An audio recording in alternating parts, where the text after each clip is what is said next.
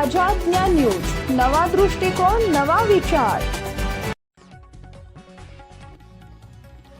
महाराष्ट्र राज्याचे माजी मंत्री, काँग्रेस पक्षाचे ज्येष्ठ नेते स्वर्गीय सुरूपसिंगजी नाईक साहेबांचे नवापूर येथील खासगी रुग्णालयात वयाच्या 88व्या वर्षी दिनांक 24 तारखेला बुधवारी निधन झाले।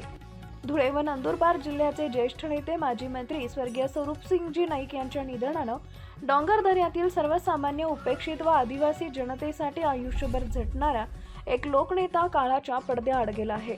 त्यांच्या निधनानं जिल्ह्याच्या राजकीय, सामाजिक आणि सार्वजनिक जीवनात मोठी पोकळी निर्माण झाली आहे।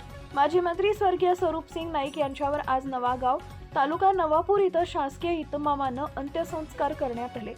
यावेळी गुजरातचे राज्यमंत्री जयराम गावित, खासदार गोवाल पाडवी, आमदार सर्वश्री अमरीश पटेल, राजेश पाडवी, आमशा पाडवी, राम भदाणे, श्रीमती मंजुळा गावित, माजी मंत्री बाळासाहेब थोरात, केसी पाडवी, पद्माकर वळवी, माजी आमदार कुणाल पाटील, शरद पाटील, स्थानिक लोकप्रतिनिधी, जिल्हा प्रशासनातील अधिकारी, कर्मचारी तसेच सातपुडाच्या कानाकोपऱ्यातून आलेला जनसमुदाय आपल्या लाडक्या नेत्याला अखेरचा निरोप देण्यासाठी हजारोंच्या संख्येने उपस्थित होते। धुळे नंदुरबार जिल्ह्याचे प्रदीर्घ काळ प्रभावी नेतृत्व स्वर्गीय नाईक यांनी केले। आदिवासी विकास मंत्री पदासह अनेक महत्त्वाची मंत्रिपदे त्यांनी अत्यंत कुशलतेने व जबाबदारीने सांभाळली।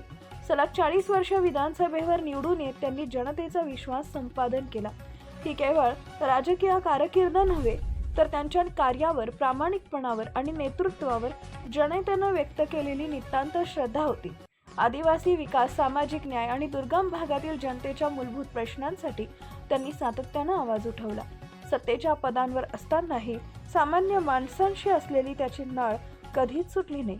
त्यांची साधी राहणी, स्पष्ट भूमिका आणि माणुसकीची जाण यामुळे ते खऱ्या अर्थाने लोकनेता म्हणून ओळखले जात होते।